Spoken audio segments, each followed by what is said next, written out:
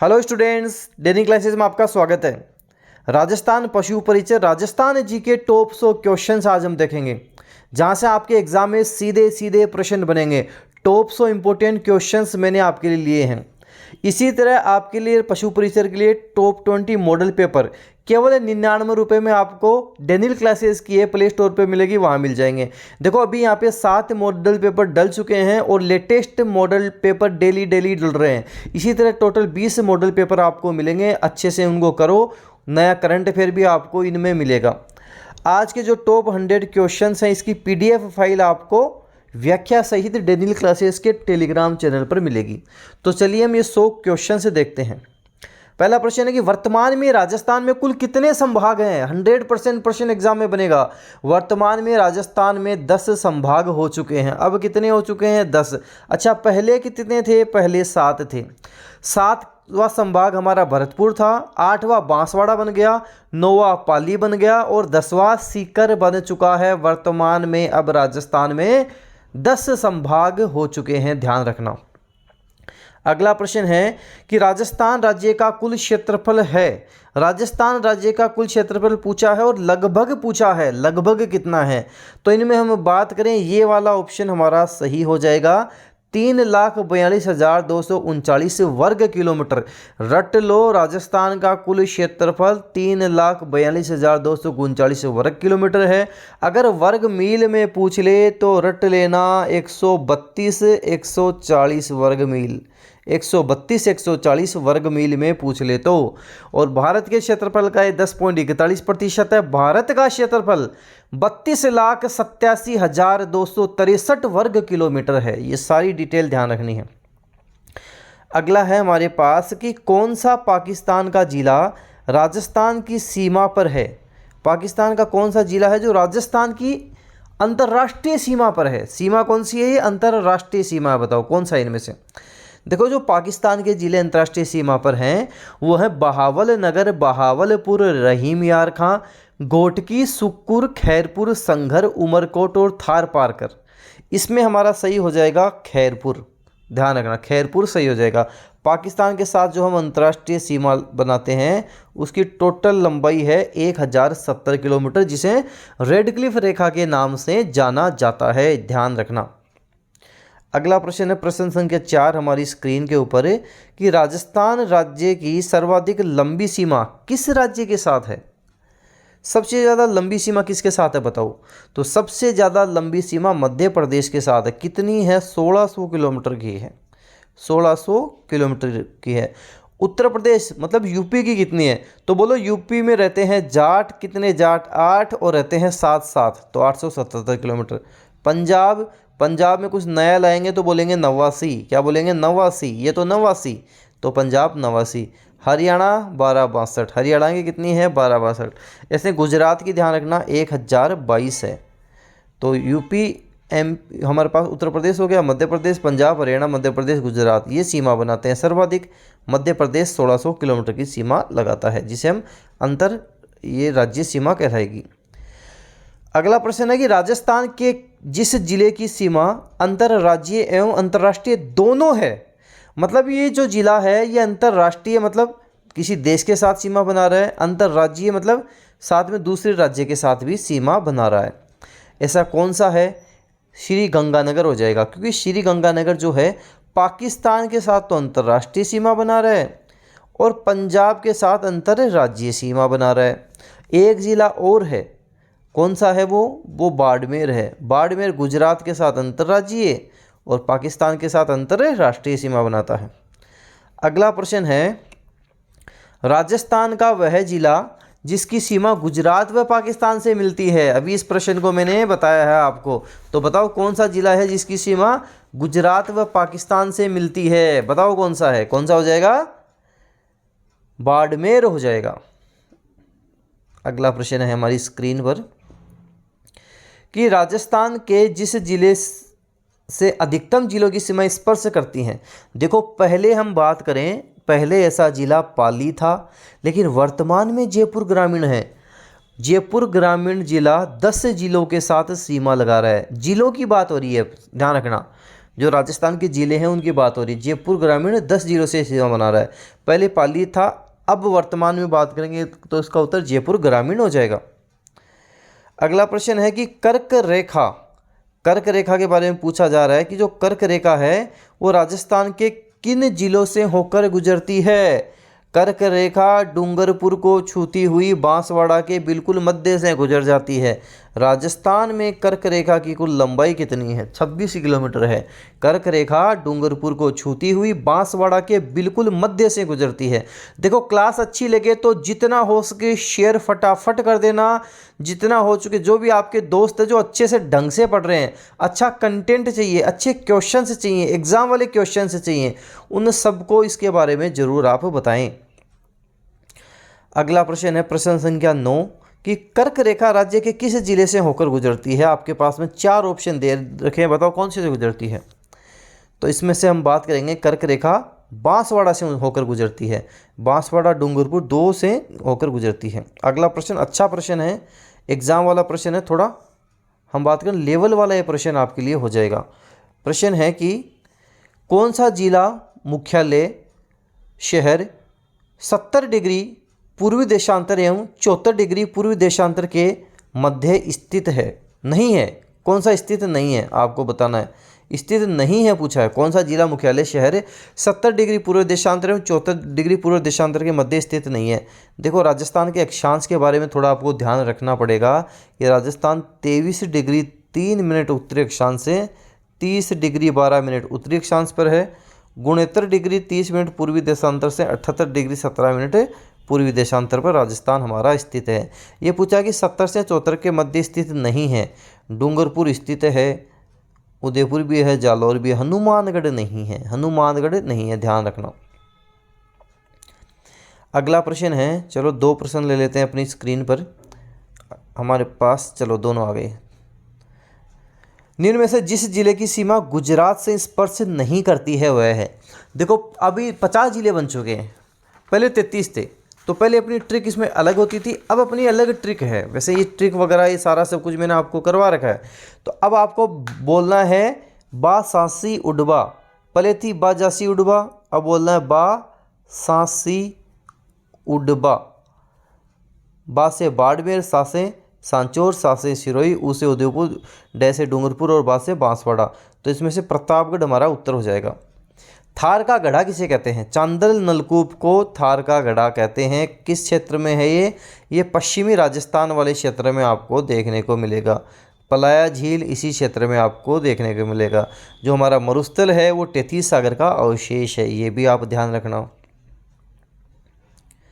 विश्व की प्राचीनतम वलित पर्वतमाला कौन सी है?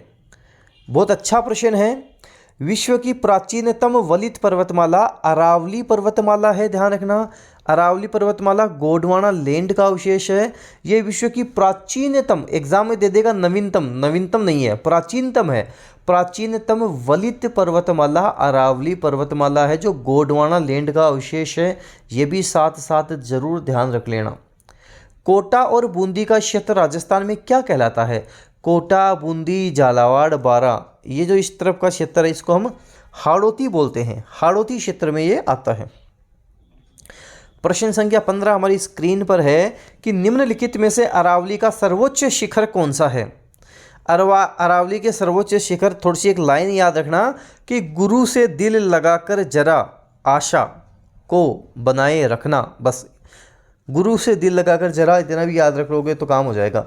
गुरु का मतलब हो जाता है गुरु शिखर, गुरु शिखर। गुरु से मतलब शेर, दिल मतलब दिलवाड़ा, दिलवाड़ा, दिल लगाकर जरा, जरा से जरगा, आशा से अचलगढ़, ठीक है, अचलगढ़, ठीक है। गुरु शिखर सबसे ऊंची, उसके बाद में शेर, फिर दिलवाड़ा, फिर जरगा, फिर अचलगढ़। गुरु शिखर सिरोही में, शेर सिरोही में, दिलवाड़ा सिरोही में, जरगा उदयपुर में और अचलगढ़ सिरोही में। अब इसमें से पूछा कि इनमें से कौन सा सर्वोच्च है, तो इनमें हमारे अचलगढ़ हो जाएगा सर्वोच्च, क्योंकि ऊपर वाले 4 दे नहीं रखे, ध्यान रखना। गुरु शिखर की हाइट पूछ ले 1722 मीटर, शेर की 1597, दिलवाड़ा की 1442 है, जरगा की 1431, अचलगढ़ की 1380। अगला प्रश्न हमारी स्क्रीन पर है, अरावली श्रेणी की दूसरी नंबर की ऊंची चोटी का नाम बताओ। गुरु से दिल लगाकर जरा, आशा को बनाए रखना। गुरु से दिल लगाकर जरा, तो गुरु से शेर हो जाएगी, जिसकी ऊंचाई 1597 मीटर है। सुमेलित नहीं है। जरगा उदयपुर में है, बिल्कुल है। कुंभलगढ़ राजसमंद में है, बिल्कुल है। रघुनाथगढ़ सीकर में है, बिल्कुल है। कामनाथ या कमलनाथ उदयपुर में है, ये ध्यान रखना। कामनाथ या कमलनाथ उदयपुर में हो जाएगा, तो ये हमारा आंसर हो जाएगा ऑप्शन से। अगला प्रश्न है कि राजस्थान के कौन से जिले में उड़िया पठार स्थित है। उड़िया का पठार राजस्थान का सबसे ऊंचा पठार है। जैसे गुरु शिखर राजस्थान की सबसे ऊंची चोटी है, सबसे ऊंचा शिखर है, वैसे ही उड़िया का पठार राजस्थान का सबसे ऊंचा पठार है, जो सिरोही में स्थित है, जिसकी ऊंचाई कितनी है, 1360 मीटर जिसकी ऊंचाई है। कुंभलगढ़ और गोगुंदा के बीच स्थित पठार बोराट का पठार कहलाता है, इसे हमें बोराट का पठार कहते हैं। मेसा का पठार किस जिले में है। मेसा का पठार चित्तौड़गढ़ का किला चित्तौड़गढ़ में है, तो चित्तौड़गढ़ हमारा सही उत्तर हो जाएगा, ध्यान रखना। ये जो चित्तौड़गढ़ का किला है, इसमें मीरा का मंदिर भी है। मीरा के मंदिर के सामने इनके गुरु रैदास की छतरी भी बनी हुई है। इसमें सतवीस देवरी मंदिर भी स्थित है। कालिका माता का मंदिर भी स्थित है। अंतः प्रवाहित नदी नहीं है। देखो प्रश्न ढंग से पढ़ लेना। कई स्टूडेंट बोलते हैं सर प्रश्न ढंग से पढ़ा नहीं, गलत हो गया, आते आते गलत हो गया। तो ये आते आते गलत क्यों करना है फालतू में, बताओ। आते आते गलत नहीं करना। अंतः प्रवाहित नदी नहीं है, हमारी ट्रिक थी। घर में रूपा का रूप साका, तो घग्गर तो है, मेंथा है, रूपा रेल है, कांतली है, कांकनी है, रूपनगढ़ है, साबी है, कांकनी है, ये खारी नहीं है। राजस्थान की किस नदी को मसूरदी नदी भी कहा जाता है। कांकनी को कहते हैं, कांकनी, कांतली मत कर रहना। कांकनी नदी को मसूरदी नदी भी कहते हैं, ध्यान रखना। बिसलपुर बांध किस नदी पर बना हुआ है। बड़ा अच्छा प्रश्न है। बिसलपुर बांध बनास नदी पर बना हुआ है। और ध्यान रखना ईसरदा बांध कहाँ है, सवाई माधोपुर में है। ईसरदा बांध सवाई माधोपुर में किस नदी पर है, बनास नदी पर ही है। मातरकुंडिया बांध किस नदी पर है, मातरकुंडिया बांध भी बनास नदी पर ही है, जिसे हम मेवाड़ का हरिद्वार कहते हैं। बेणेश्वर माही नदी व का संगम है। बेणेश्वर नदी माही सोम, वैसे हम बात करें सोम माही जाखम, इनका त्रिवेणी संगम बेणेश्वर धाम आपको ध्यान रखना है। नेवटापुरा गांव है, डूंगरपुर आपको ध्यान रखना है, जिसे हम आदिवासियों का कुंभ कहते हैं। अगला प्रश्न है भीमतल जल प्रपात अवस्थित है कौन सी नदी पर है।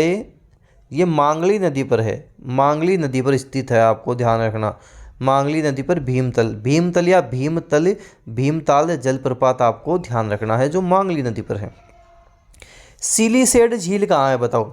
सिलीसेड झील राजस्थान के किस राज्य में स्थित है। तो सिलीसेड झील की हम बात करें, ये राजस्थान के अलवर जिले में स्थित है। राजस्थान के अलवर जिले में सिलीसेड झील है।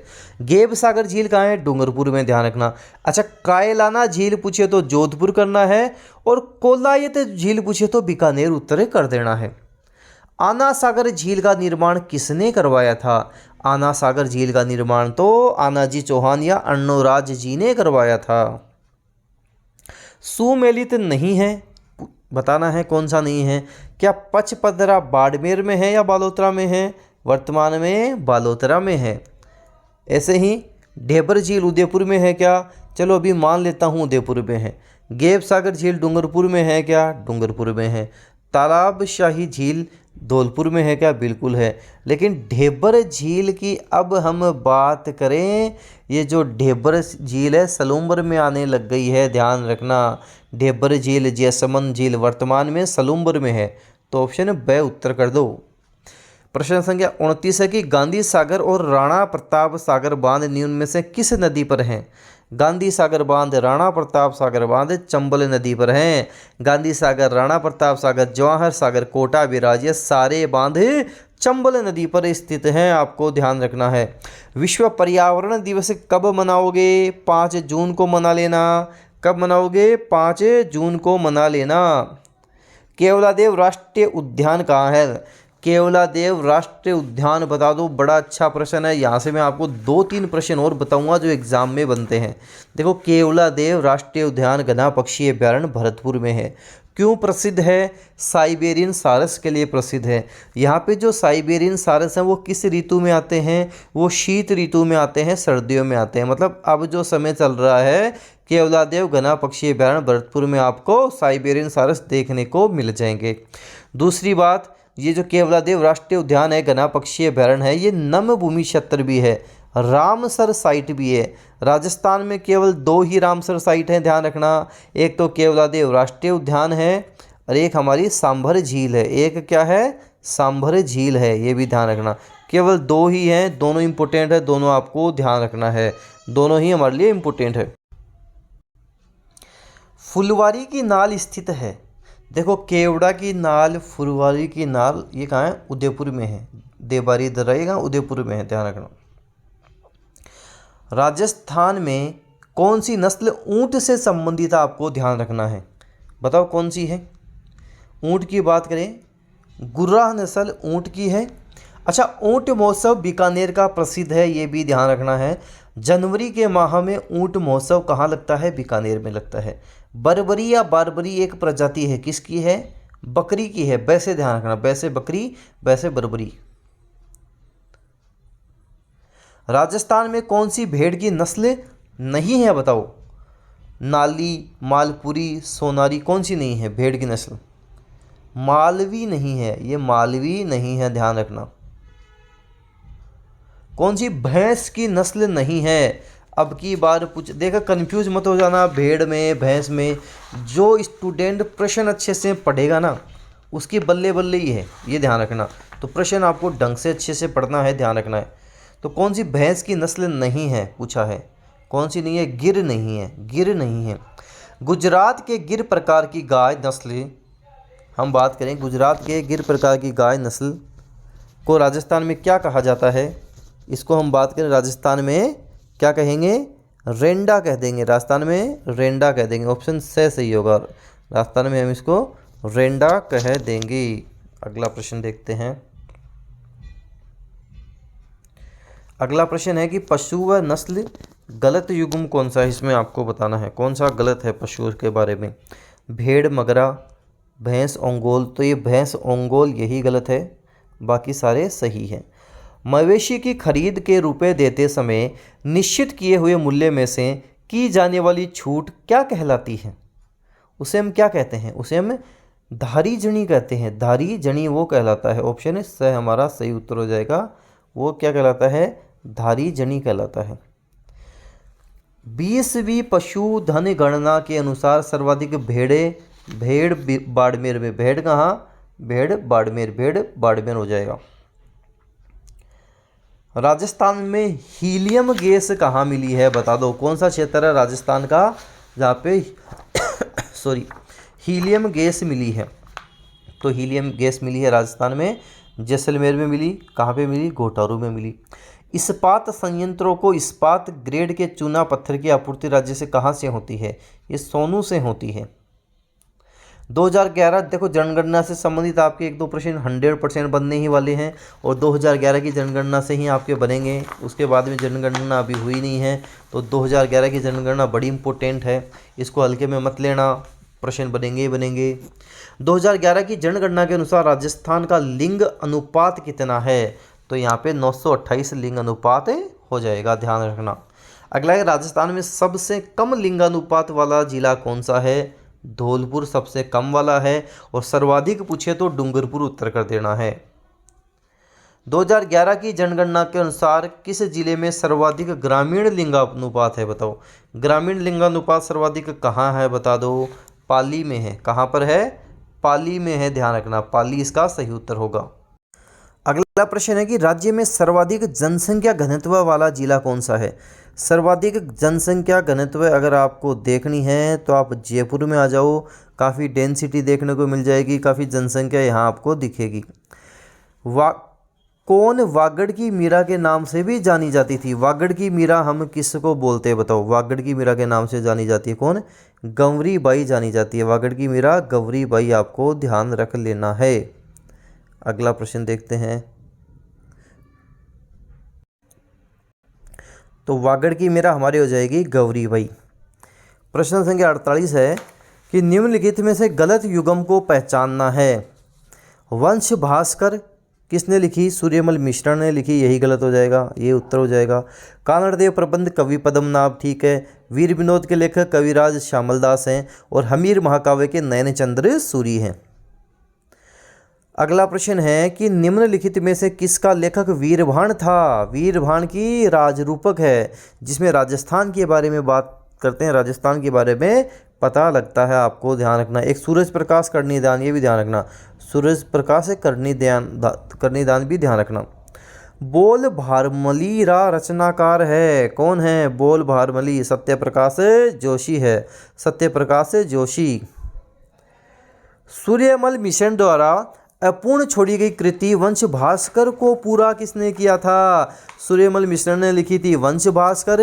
वंश भास्कर को इनके दत्तक पुत्र मुरारी दान ने पूरा किया था, आपको ध्यान रखना। दत्तक पुत्र मुरारी दान ने पूरा किया था, कंप्लीट किया था, ध्यान रखना अच्छे से। वैसे बात करें, सूर्यमल मिश्रण बूंदी के महाराव राम सिंह के दरबारी कवि थे। सूर्यमल मिश्रण ने वंश भास्कर, वीर सतसई, छंद मयूख, बलवंत विलास, धातु रूपावली, रामरन जाट कई रचनाएं करी थी। वंश भास्कर किस भाषा में लिखा गया? ये डिंगल भाषा में लिखा गया। वंश भास्कर भाषा कौन सी हो जाएगी? डिंगल भाषा हो जाएगी, ध्यान रखना है। अगला देखते हैं अपना, निम्न से कौन सा युग्म सुमेलित नहीं है? वीर सतसई सूर्यमल मिश्रण बिल्कुल। कुवल्यमाला उद्योतन सूरी होगा, उद्योतन सूरी होगा। पृथ्वीराज विजय जयानक भट्ट, हमीर महाकाव्य नयनचंद्र सूरी। हमीर हट नामक ग्रंथ के लेखक है हमीर हट चंद्रशेखर, हमीर हट कवि चंद्रशेखर।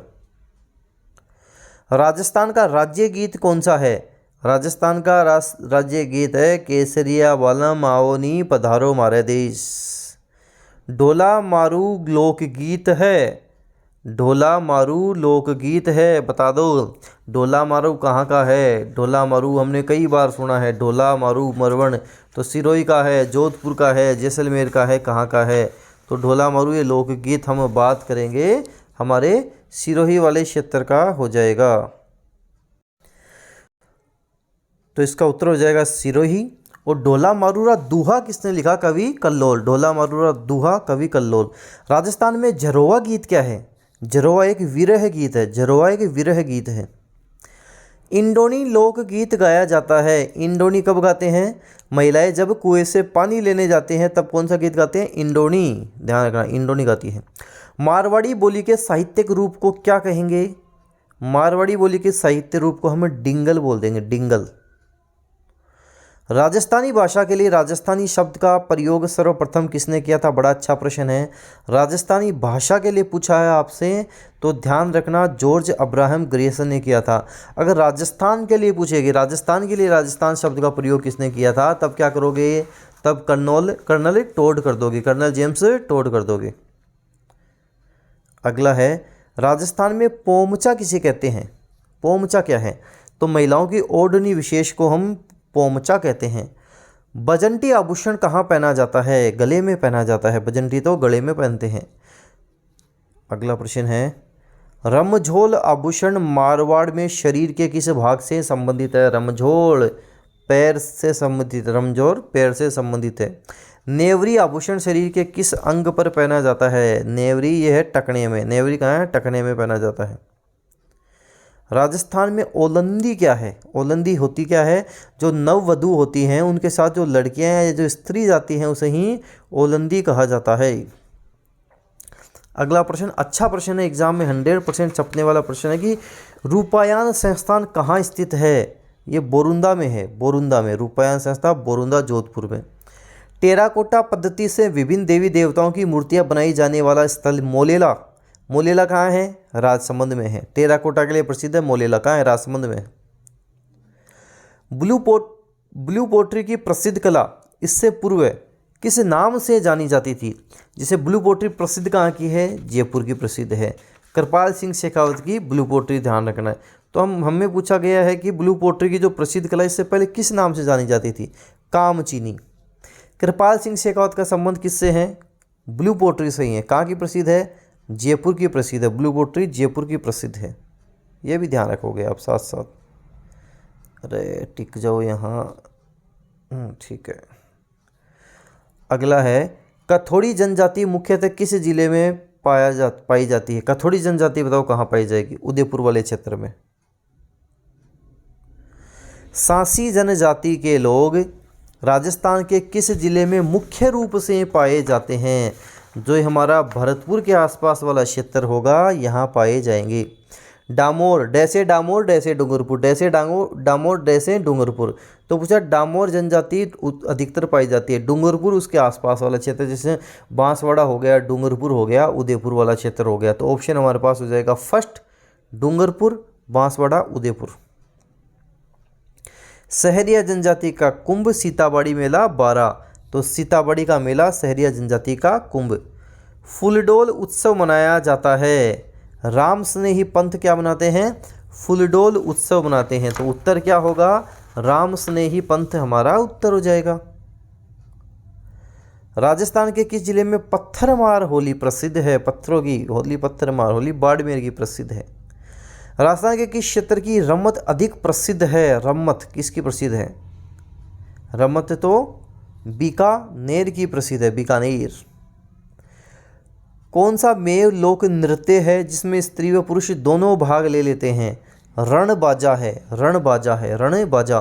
द्विचकी नृत्य क्या है?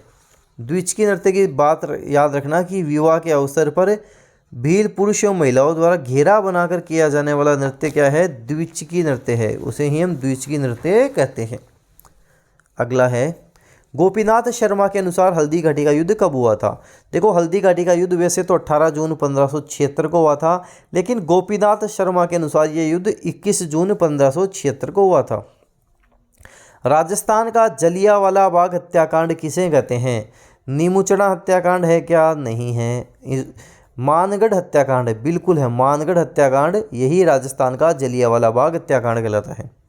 महाराणा प्रताप के बचपन का नाम क्या था? कीका था, कूका था?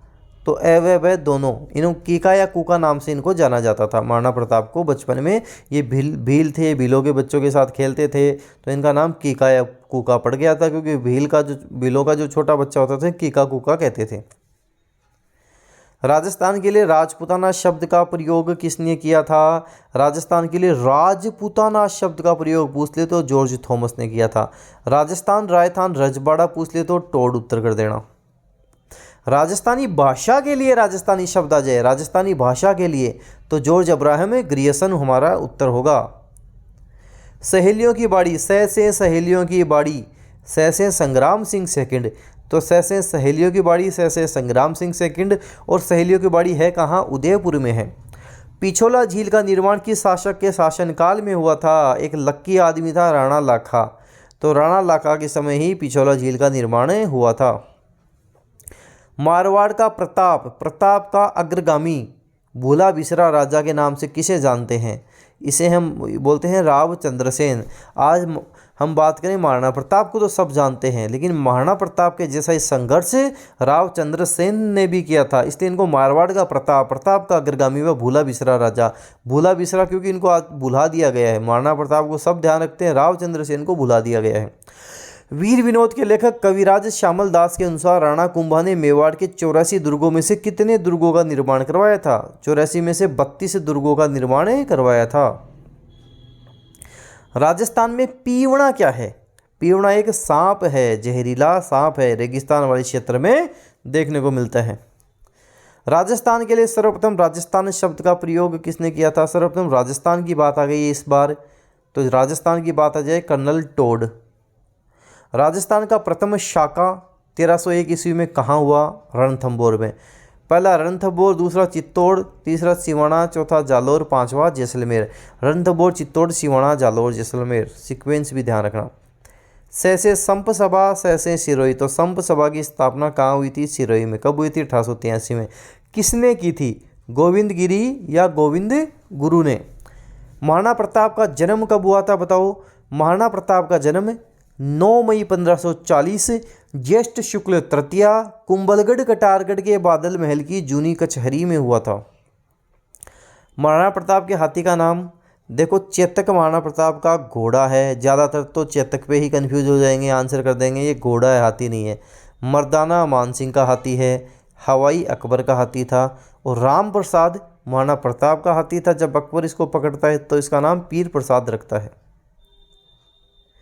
राजस्थान का प्रथम संगठित एवं व्यापक किसान आंदोलन बिजोलिया किसान आंदोलन है। कौन सा है? बिजोलिया किसान आंदोलन है। खानवा का युद्ध हुआ था। खानवा का युद्ध 17 मार्च 1527 रूपवास तहसील भरतपुर गंभीर नदी के किनारे हुआ था, राणा सांगा बाबर के बीच।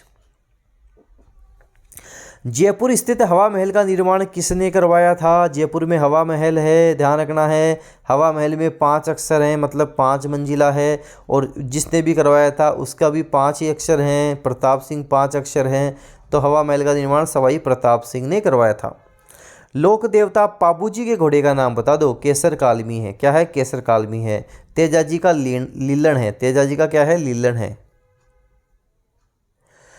अकबर द्वारा महाराणा प्रताप को अपनी अधीनता स्वीकार करवाने के लिए भेजे गए शिष्टमंडल में शामिल नहीं है। देखो किसको भेजा था? जम भट्ट को भेजा था। जम भट्ट को भेजा था। जम भट्ट। जैसे जलाल खां कोरची, में से मानसिंह, वैसे भगवंत दास और तैसे टोडरमल। तो अमीर खां पिंडारी नहीं है। अमीर खां पिंडारी नहीं है, ये टोंक वाला था। अमीर खां पिंडारी ध्यान रखना, ये नहीं। जूनागढ़, दुर्ग, बीकानेर में जयमल व फत्ता की हाथी पर सवार प्रतिमाओं का निर्माण किसने करवाया था? देखो इस प्रश्न का उत्तर मैं आपको बता देता हूँ, राय सिंह होगा। आपको ये बताना है कि जो जयमल और फत्ता की हाथी पर सवार प्रतिमाओं का निर्माण क्या अकबर ने भी करवाया था क्या? और अगर अकबर ने करवाया था तो कहाँ करवाया था, ये आपको कमेंट करना है। और आज का हमारा अंतिम प्रश्न है कि राजस्थान के एकीकरण के किस चरण में राजस्थान के लिए सर्वप्रथम राजस्थान शब्द का प्रयोग किया गया था? एकीकरण के कौन से चरण में हुआ था? एकीकरण के दूसरे चरण में सबसे पहले राजस्थान शब्द का प्रयोग हुआ था, ये ध्यान रखना। तो इम्पोर्टेंट बात आपको एक और बता देता हूँ, आपको एग्ज़ाम लेवल के अकॉर्डिंग टॉप 20 मॉडल पेपर मिल रहे हैं। 7 मॉडल पेपर डाल दिए गए हैं, फटाफट उनको करो। लेटेस्ट मॉडल पेपर, नए नए मॉडल पेपर, करंट अफेयर के अच्छे अच्छे प्रश्न आपको मिल रहे हैं। 8वां मॉडल पेपर अभी आज आपको मिलेगा। इसी तरह टोटल 20 मॉडल पेपर आपको मिलेंगे, एग्ज़ाम से पहले मिलेंगे, ताकि लास्ट में आप मॉडल पेपर भी ढंग से कर पाओ। क्वेश्चंस आपकी क्लासेज में लगवाई रहूँ साथ साथ, और साथ साथ आपको इसकी PDF कहाँ मिलेगी? डेनियल क्लासेज के टेलीग्राम चैनल पर इसकी PDF भी आपको मिल जाएगी, आप ध्यान रखना। वीडियो को जितना ज़्यादा उसके आप शेयर ज़रूर करें, अपने दोस्तों में जितना उसके शेयर करें, जो भी सीरियसली तैयारी करें उनको भेजें। चैनल पे नए हो सब्सक्राइब के साथ बेल आइकन भी प्रेस कर लेना। धन्यवाद।